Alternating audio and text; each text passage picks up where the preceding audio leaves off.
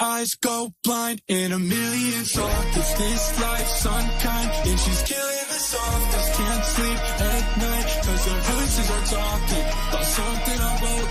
I'm clutching my throat, gasping for air. I won't choke, I can't bleed, I can't die, I won't scream if I lose everything.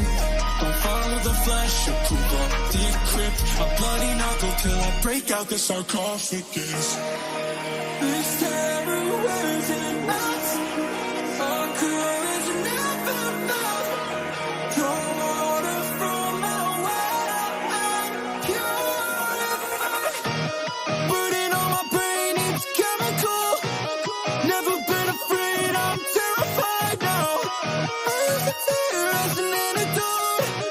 Gotta raise my blade up, gotta raise a break the fetters and the chains.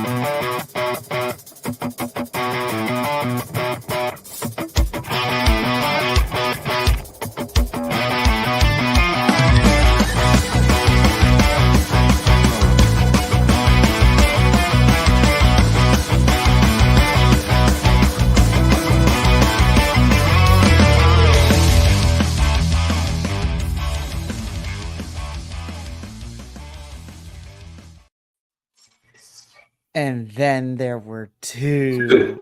Two. Not one, but two.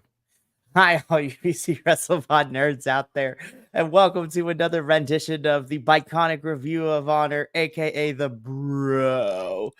We are here to review once again a weekly episode of Ring of Honor. Can't wait for the discussion. It's gonna be fantabulous. I'm sorry, Jesse, I can't lie about this. There were some bright spots, but again, I was like, this is a shorter episode, and we're kind of still in the same place as we were last week in the last couple weeks. I don't know. So I know JBL the past few weeks has felt like these have been like B shows or stuff that should have been cut or, kind of like mashed together shows. This felt worse than that. This felt like a clip show. The grace of it was only an hour long, so we were able to get through it relatively quickly. But if that's the high point, that I have major concerns about Ring of Honor going forward. Yeah, this was an interesting, week 4 Ring of Honor. But it is myself and Jesse, as I mentioned before. It is us reviewing. JVL is out for the week, and Andrew is still on his hiatus until further notice. So, you get the ham and cheese omelet, if you will, tonight. Mr. Arn Hammerson and myself. We will be the omelet. We will take you through the mediocrity that was Ring of Honor episode 82, I believe. Yeah, 82 Yeah, sounds Honor Club about right. 82. Yeah, I can count. I promise. But Jesse, as you mentioned, this was an hour-long episode, so which was a nice change of pace. Though I had to blink twice at my screen. I'm like, I'm so used to the 2 hours that we've gotten for the last 3 weeks. That's kind of surprising to see 1 hour. But hey, I'm not going to complain. I'm going to complain about the other things, but not the runtime, especially since, I had to watch it during my lunch break today. Oh my goodness. All right, Jesse, let's just get into it. We ripped the Band-Aid off because we began. Let's start with the code of honor as we're supposed to, or we will get called out for it. So that is very true. All right, code of honor has been observed, and we start with one of your favorites, Mikey. Exactly. Honestly, I was really happy to see this on the card and kind of kicking things off. But we start with an ROH Women's World Television Championship Proving Ground match, where we had Red Velvet take on Allison Kay, one half of the Hex, with her and her tag team partner Marty Bell. And I have to say, I'm a big fan of Red. I'm happy that now she's being utilized on Ring of Honor television post, Billy Starks and Athena feud that her and Queen were involved with, leading into Death Before Dishonor. And of course, I'm always a big fan of my girl, Allison Kay. I love the Hex. They're probably one of my favorite women's tag teams ever on any show / independent circuit. And I actually thought this was a strong showing. Obviously, I figured that Allison wasn't going to win, but hey, at least Red is on television now weekly. And, we still got Diamante in the background in some capacity, as Ian and Caprice were mentioning during this match. But I overall enjoyed this opener. Jesse, how did we feel about a Proving Ground match kicking off this week's Ring of Honor? I liked that decision. The match was better than I expected it to be, honestly. At no point did I think that Red was in any threat of losing it. But my main issue with this was that we're trying to build this feud between Red Velvet and Diamante, and if it weren't for Ian and Caprice kind of telling us that, it would have done nothing to kind of continue that feud. Like, if we're trying to build this, why not have Diamante come out to do an attack or do some kind of interruption? Don't have Red lose the match, but something to keep it going. Absolutely. And again, and we've discussed this on previous Ring of Honor reviews too, it doesn't help that these are like about 2 weeks behind than what we're actually seeing them. So these are probably when they're filming it out of order. It's very challenging to keep it straight.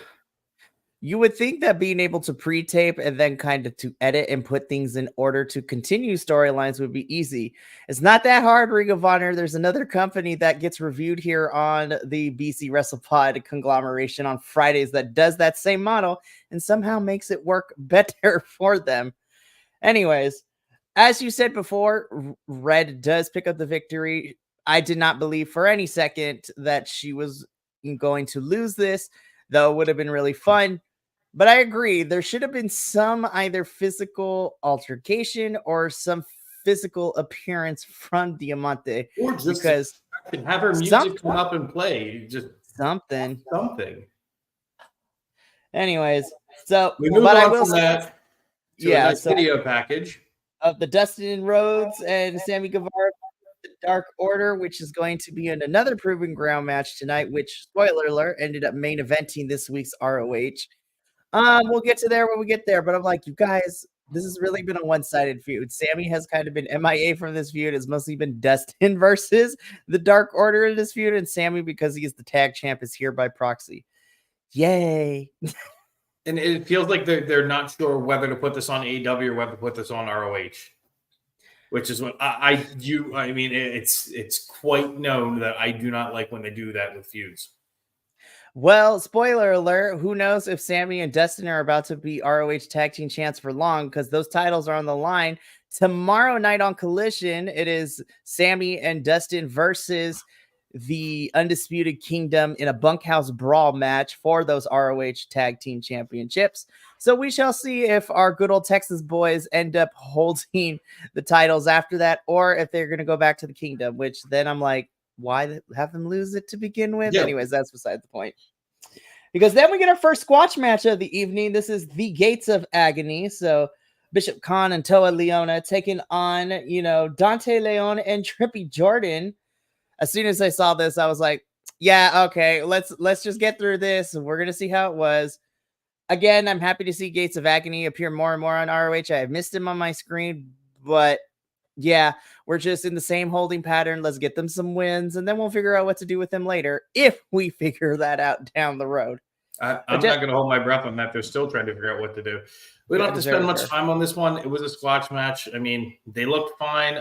It's never about their in-ring work. It's just more of what is the writing doing with them. That's concerning for me.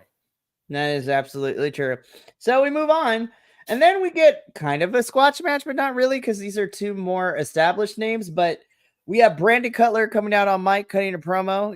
He is the EVP's stooge, if you will.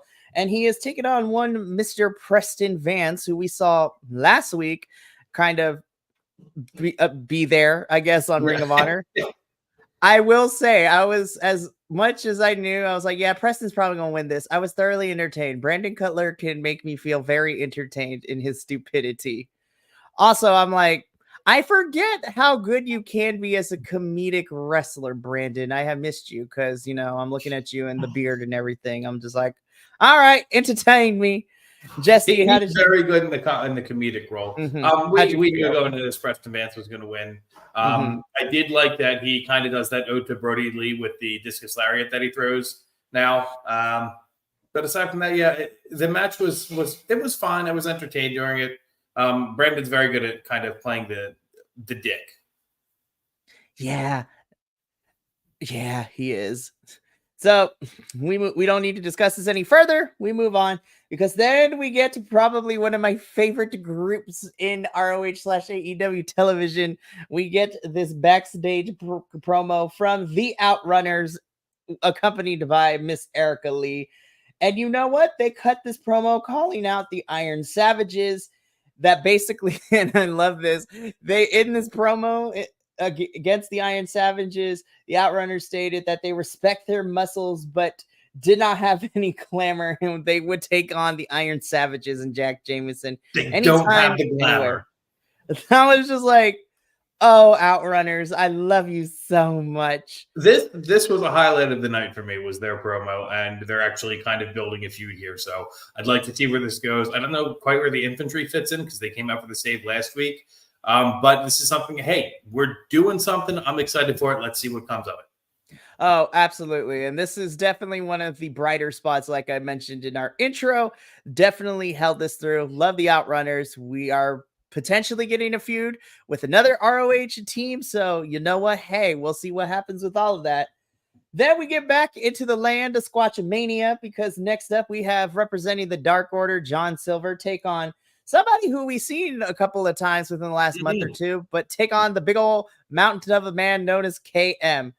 Look, I love John Silver. I think he's fantastic. And honestly, I was enjoying myself. I knew he was going to win, but damn, KM, you are a big son bitch. And you are fantastic in what you do. So I love watching Johnny Hungy on my screen. He's one of my favorites. I think he's my favorite of the Dark Order. I was just happy to see him. I knew it was going to be a squash match. I liked his helicopter drop that he did at the end. It served its purpose. I will say it was placed well too, in kind of the middle of the card. Definitely. So from here, we get a backstage pre-tape promo vignette thing where once again, it's everybody's favorite, but not really. Smart Mark Sterling is with Josh Woods. And they cut this promo backstage with Smart Mark bragging about Josh Woods' tombstone suplex, which is very fun to watch, by the way. And Josh says that he can hit it on anyone at any time. I was like, you guys, you're trying to make Josh a threat, and I would love nothing more than that. But because I watch everything else related to this umbrella, you've already made this man get pinned and lose as a part of the Premier Athletes, both on ROH and AEW. You did this out of order, and I'm mad. they're almost getting to the point of ruining him. They need, first off, let me be completely clear. Josh Woods does not need a mouthpiece. Let him have a run like, late 90s, 97 to 99, Chris Benoit in WCW, the silent but violent. I know that does not age well, especially considering everything today. But that being said, let him have a run like that. Let him just go out and do his thing. He doesn't need a mouthpiece. Mark Sterling cheapens his whole image, his whole brand. And the Tombstone Suplex is very cool. I'm not sold on that. I can hit it out of nowhere on anyone. They're trying to make it the RKO, but it's got too long of a setup, so that's just not practical. It's not. And Jesse, I want to ask this question because I've been kind of sitting on this for the last couple of weeks now, pondering this, because way back earlier in the year when we got to the many video packages of the Premier Athletes coming soon, as much as I was rolling my eyes of how much we were seeing, I was like, all right, at least we're trying something. But now we fast forward to where we are now, and it's just not working. Jesse, in your opinion, what do you think ROH needs to do to make us more invested or, slash care about this, faction and the men that are involved in it with Arya Daivari, Tony Nese, and Josh Woods? So this might be a bit radical, but they've been playing bad guys for so long under the tutelage of Mark Sterling. I don't believe Mark Sterling brings anything valuable to that faction, to those performers. You have them turn face and turn on Mark Sterling. You don't need a feud. You just let him beat him up, and then he goes out to pasture. I don't care what they do with him. Just don't involve him with these three people again. You have them be out for themselves so they can kind of play tweener, because you got Josh Woods as your muscle. I'm not quite sure where Arya Daivari fits in because I don't know his work on the mic, and I've only seen limited amount in the ring. But Tony Nese I think he needs more chances to be on the mic. When I heard him before he started this whole Premier Athletes thing, I thought he was fantastic. He was good at getting heat from the crowd. I still miss my joint exercises we get to do, the group exercise. It's been months, and I'm missing my group exercise. So if it were me, that's what I do. I dump Mark Sterling, have them go into business for themselves, and have Tony Nese be the mouthpiece if needed. I kind of agree with you there. I think Smart Mark is kind of like the proverbial ball and chain, if you will, for some reason, because I don't know what it was, because it worked when he was paired with Jade in the Baddies. Like, that worked. But now that we're trying to get him to be with, the Premier Athletes, it's like having a very opposite effect as well. So nobody's getting over. You're trying, in the words of Mean Girls, like from Gretchen, Mean Girls, when Gretchen Wiener, stop trying to make fetch happen. Stop trying to make the Premier Athletes happen, because it's not working. But I agree with you. I think that the Premier Athletes need to go into business for themselves. And honestly, I would love them to just attack. If they want to get true heel heat, they should probably attack the most over tag team that ROH has right now. So if they attack the Outrunners, they gonna get booed to high heaven. And I would actually be kind of here for it, honestly. I just want interesting things in ROH. Isn't that so wrong to ask, ROH? That's the opposite of what we got tonight. Tonight was not a very interesting night, or last night, excuse me, was not a very interesting night. But that's what I would do. It just, the whole ball and chain thing, it kind of feels like Mark Sterling he's the Jack Jameson of that group. Ouch. But I mean, you're not necessarily wrong. But we move on from this because we love the person that's in this next match, in Miss Rachel Ellering. Yeah, we love her.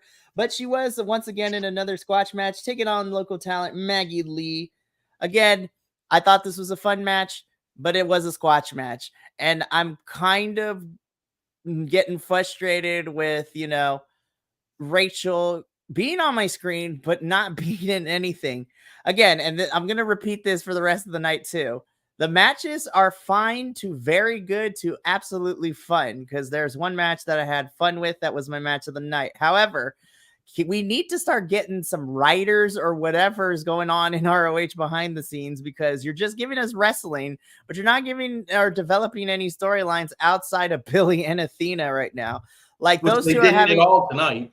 No, you had that inner turmoil, and then I was like, thankfully, because we met them and we love them to death, people might have forgotten that Abaddon is like in the midst of going to up against Athena and is going to come after Athena. But we didn't even get any mention of Abaddon or anything this week, and Abaddon has been missing for like the last 2 weeks anyway. So I'm just like, I'm frustrated, and this is where my frustration goes, especially with the women's division, because you have talents like Rachel Ellering. She wins her match against Maggie Lee, but there's no storyline, there's no plot thickens, there's nothing. We're just like, we love you, Rachel, but ROH is not doing anybody any service right now. I had said last week that sometimes it's good to have wrestling just for the sake of wrestling. We had that match that opened last week, and I'm completely blanking on who it was. Do you remember who it was, Mikey, who opened last week? Oh my gosh, that's an excellent question. I believe somebody who always loses and lost again against Rocky Romero. Did Rock? Oh, Aaron Solo, I believe. Aaron Solo right. lost to because it was mentor versus mentoree. Right. So, and that was, to me, because not having that background of mentor versus mentee, and it was just, we've got wrestling for the sake of wrestling with two really good talents. I liked seeing that. Now we're getting overloaded with it because it's like, oh, well, we can do that, so we don't have to develop stories. What would be stunned to see? A whole night without any squash matches. Please, it's not. I have not had that since I started reviewing this. I know. I don't get what ROH is doing. Like, I need to know what's happening behind the scenes, because to go from last year with year one of Honor Club being pretty spectacular, and then this year has been very hard to get through. It feels like they put so many squash matches on the card that, Mikey, you're a teacher, so you'll know this. Well, my assignment's due tomorrow. Well, I'll hand something, and something's better than nothing. That's what we're getting. It gets very frustrated, and this episode is an exemplary of that, where you load it with squash matches with some awesome talent, but there's no substance to it in terms of development of feuds or stories. So, it's so frustrating, because again, you have awesome talent like Rachel, but you put her in a squash match, but then you also are developing some fun stuff. Like, we got this quick recap of Anthony Henry and Beef's road to being a tag team. I don't know why this works. It just does. I love Beef and Anthony Henry's like weird storyline that we got going on. Like, somehow it is working. Yeah, but I'm trying to figure out. I'm a Beef fan. I am such a Beef fan too. I love it so much. But then I'm looking at this, I was like, why is it so difficult that you can do this, but we can't get this, like, I don't know, like 2 or 3 times fold across the ROH locker room? Like, what is going down? What is happening? What are we doing? So we had that Austin Beef promo that made me happy, and then we move on to a match that, when I saw it on the card, I was excited about, and it delivered. It was better than I expected it to be. And this might have actually been my match of the night, just because it was a lot of fun. We had the infantry against SAP here. Oh, and I can for sure tell you that this was definitely my match of the night, because I was the most entertained and awake during this match. But like you said, infantry versus SAP and then Angelico and Serpentico. Man, these two tag teams are very talented. I love this match very much. And I was very pleasantly pleased that their styles of wrestling meshed so well together. I mean, you mentioned before, last week we had the infantry come out for the save for the Outrunners. And, they just so happened that both of them were on this show, one in a promo backstage and then one in the ring doing tag team action. I think SAP does what they do very well. I would love to see more for Angelico and Serpentico down the line, now that we've kind of put the Mama's Boys storyline to rest for now, until they want to open it back up for some reason. And it's really nice to see the infantry. Speaking of that, we hope Cole Carter has a very speedy recovery. Oh, absolutely. I'm hoping his recovery is not too long, and I can't wait to see you back, because you have grown on me, and now I miss you with Griff Garrison, because ROH is lost without you, and Maria and Griff are kind of just doing whatever at the moment. But I'm also happy to see infantry back on my screen in the actual ring and not relegated to social media half the time. So thank goodness for that. And then what makes me even more mad, I was like, the infantry are tag team champs on the independent scene. I'm like, why couldn't you have given them the belts here? Why are they not ROH tag team champs? And we still have not revisited Wardlow costing the infantry their title match against the Undisputed Kingdom. Oh my God, I forgot about that. It's been so the long. The Vanilla Gorilla ruining the infantry's title shot, as we have dubbed it. The case of the Vanilla Gorilla. I completely forgot about that. Yeah, we haven't revisited that. We haven't revisited the infantry outrunners feud that we had very strong. I wouldn't even say tease. We strongly suggested that was happening. But the match itself was fun. Carly Bravo, I think, is wildly underrated when it comes to selling, especially the facial expressions he makes. But poor Serpentico, he always takes the pin. Yeah, he does. But you know what? For some reason, it really makes sense in the dynamic of SAP that he does. Because remember, when it was him, Angelico, and Luther, before Luther became the butler for, Timeless Tony Storm, this man was throwing Serpentico like a battering ram. And poor Serpentico was getting pinned left and right. Okay. I love it, though. This was a fantastic match. This was easily my match of the night. I enjoyed both tag teams, and the infantry won. So thank goodness, because hopefully now, whatever happens on Collision on Saturday and who we end up getting as our ROH tag champs, let's start rebuilding a feud, whether it ends up being infantry versus Undisputed Kingdom or infantry versus the Texas boys of Dustin and Sammy. Like, either way, I'll be fine. Just get those ROH titles back on ROH.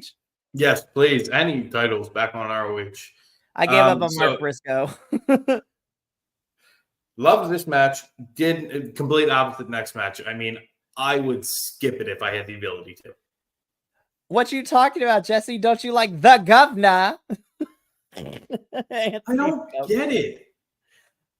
So it's not like a British humor thing, so I don't understand it because it's too dry for me. That's not it. Like, I don't get the appeal.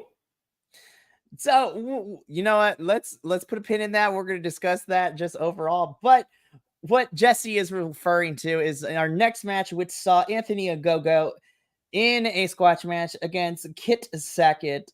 And, Anthony is just doing British thing. Okay, so here's my theory, right? So, spoiler alert, Anthony Ogogo wins. Match was whatever. But now let's talk about what we're really here for.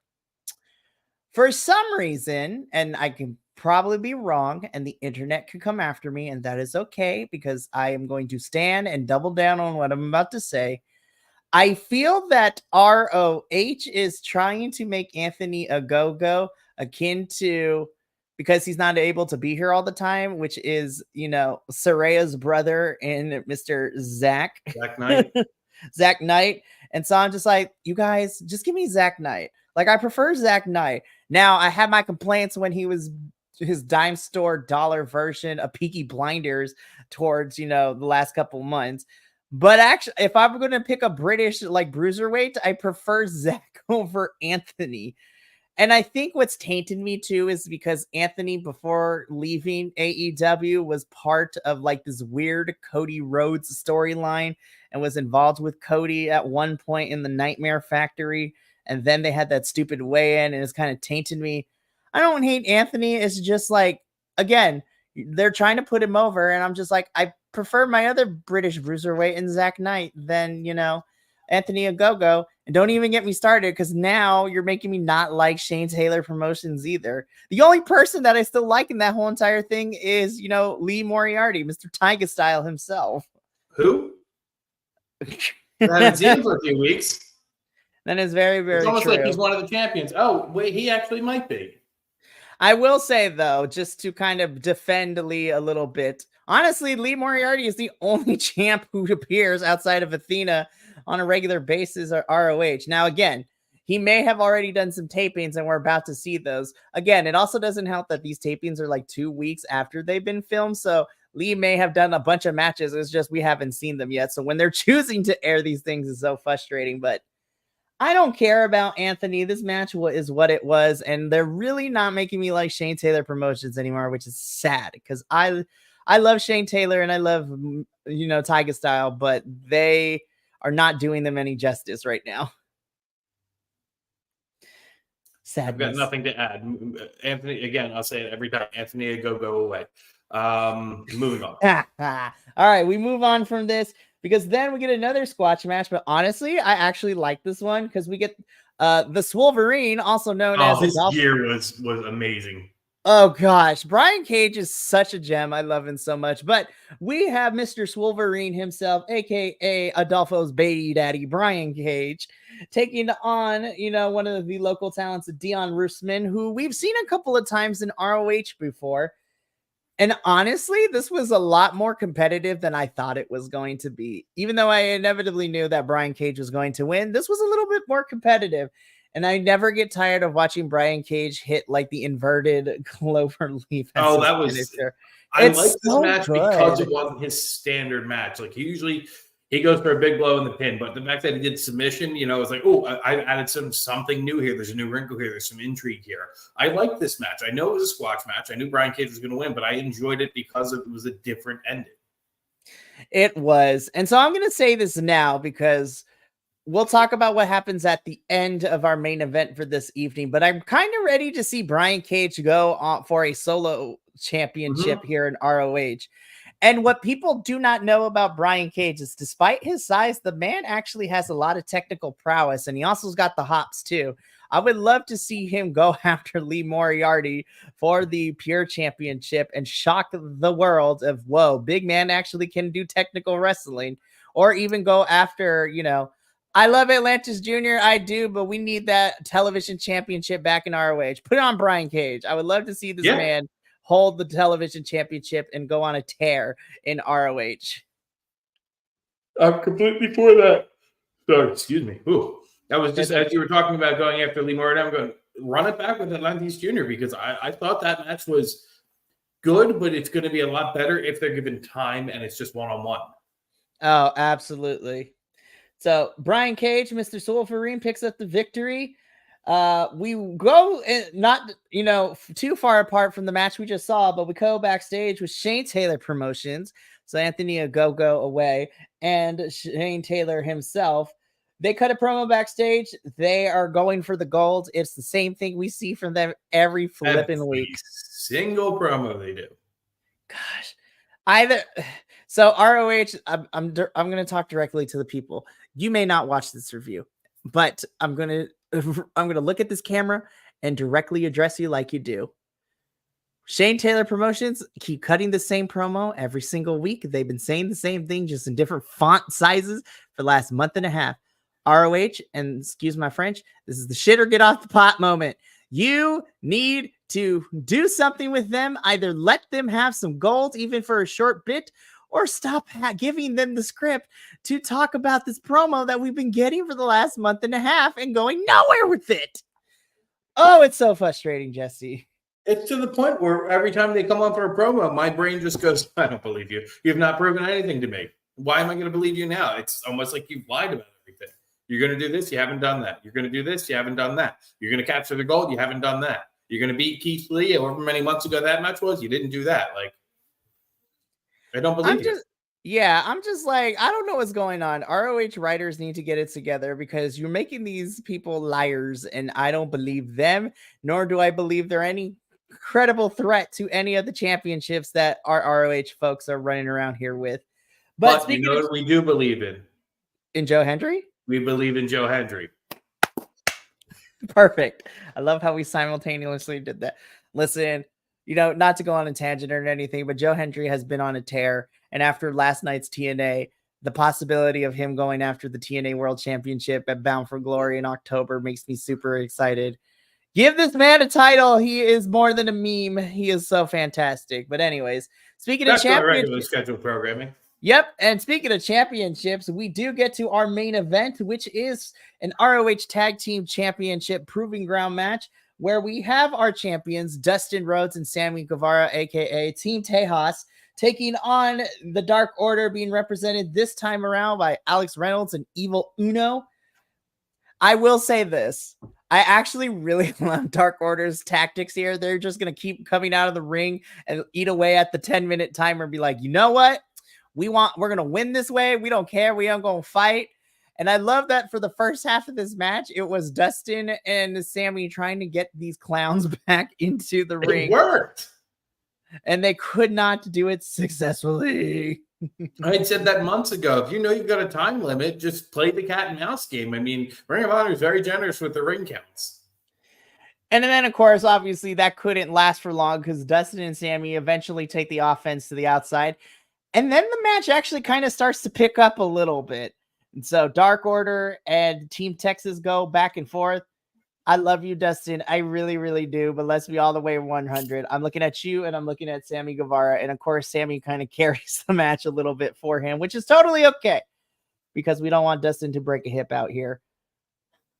I wanted to like this match more. I thought it was a lot better than some people 20 years younger than him. That is very true. He deserves. I wanted to. So this match was good. I wish it was great.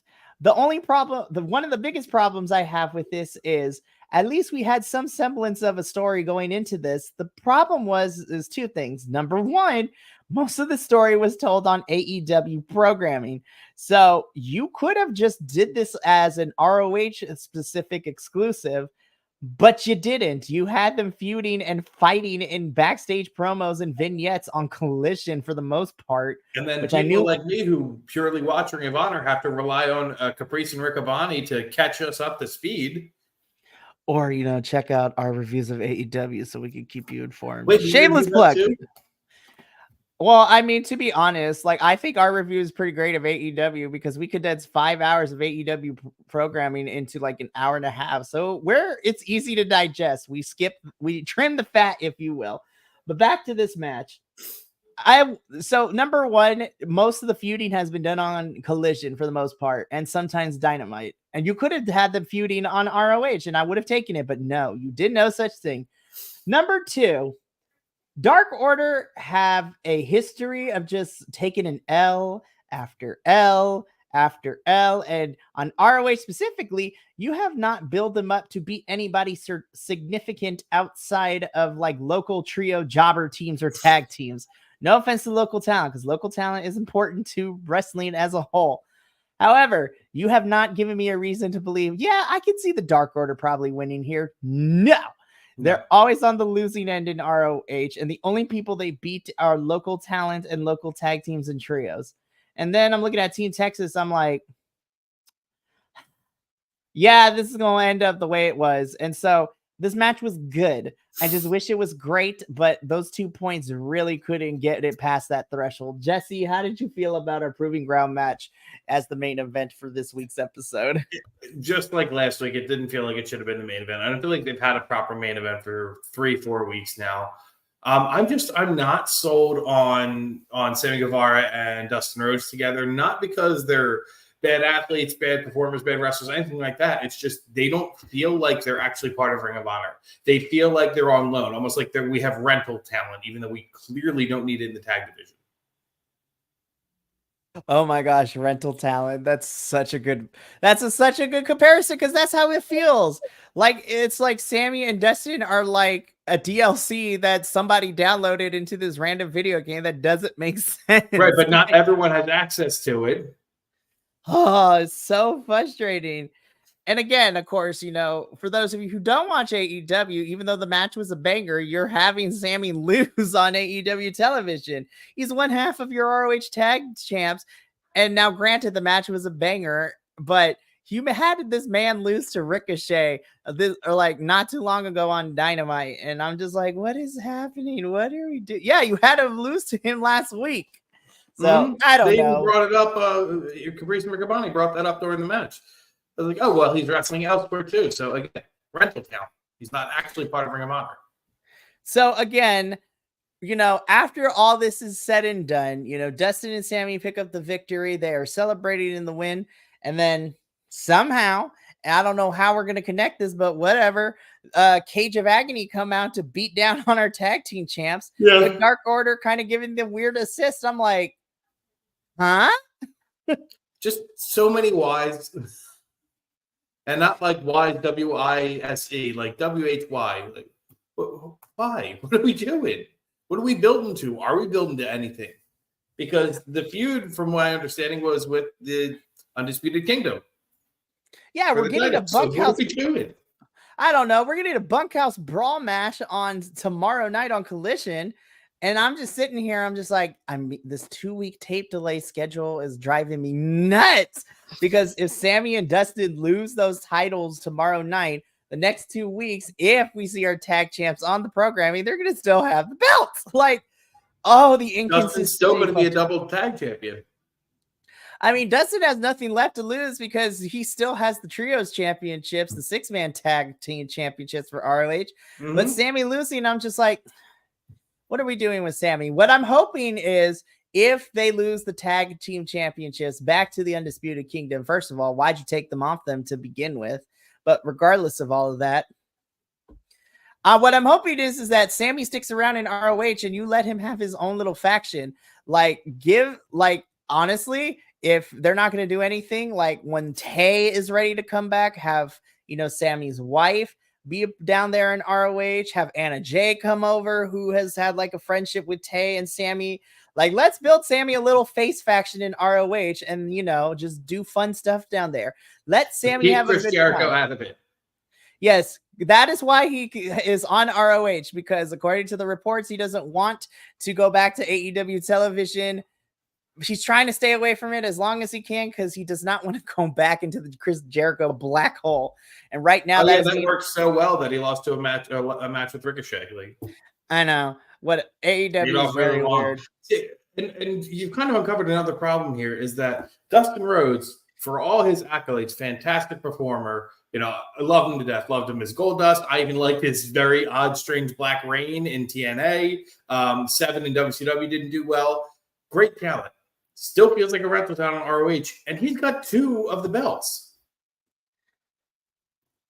Yeah, it was really tough. And, for the most part, despite my gripes with how we booked this, I do feel that the residency for ROH in Texas actually did something because we had a lot more consistency, even though it was really weird. Like things got cut in the floor or whatever you want to talk about, right?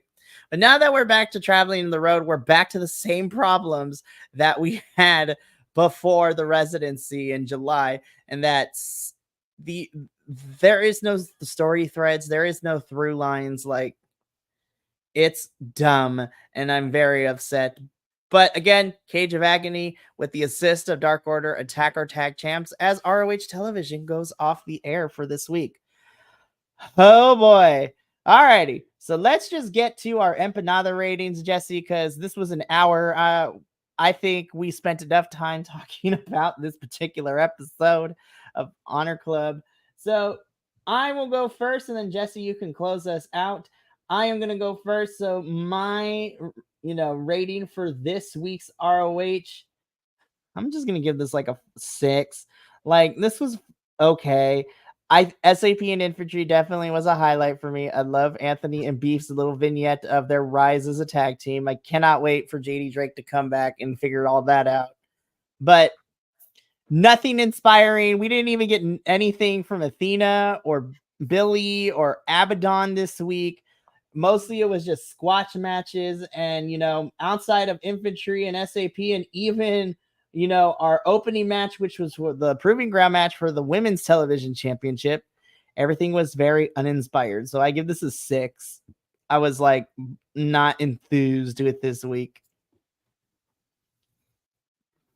I don't want to rehash all the complaints I've already had. I'm sure people on this stream are tired of hearing me complain, but it's a 4.